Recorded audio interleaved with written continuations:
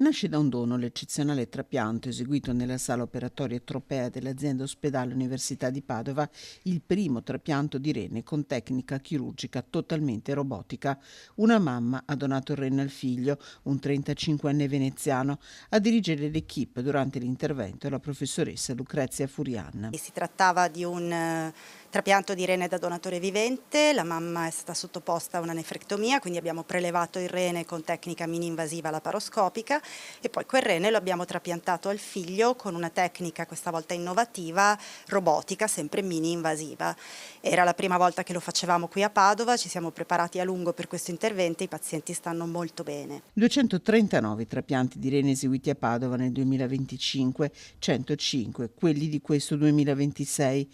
Quello eseguito venerdì era un intervento atteso e curato nei minimi dettagli. C'è voluta molta preparazione per essere in grado di fare questo intervento in maniera sicura, nel paziente giusto, nel momento giusto, e ha coinvolto veramente tutta l'equipe, non soltanto i medici ma anche gli infermieri.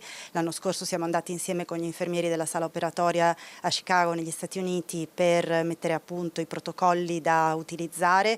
Erano tutti molto contenti ieri di essere arrivati al traguardo finalmente di eseguire l'intervento e ovviamente molto contenti che sia andato bene. Un applauso ha sciolto la commozione di tutti in sala operatoria quando la professoressa Furiana ha detto: l'intervento è finito. Professionisti della sanità, donne e uomini che sentono una doppia responsabilità nei confronti di chi riceve un organo, ma anche nei confronti di chi questo organo lo dona. Tanti pazienti ancora in attesa di un trapianto di rene, quasi 7.000 persone in Italia. Approfitto di questa occasione ancora una volta per dire quanto importante sia la donazione degli organi.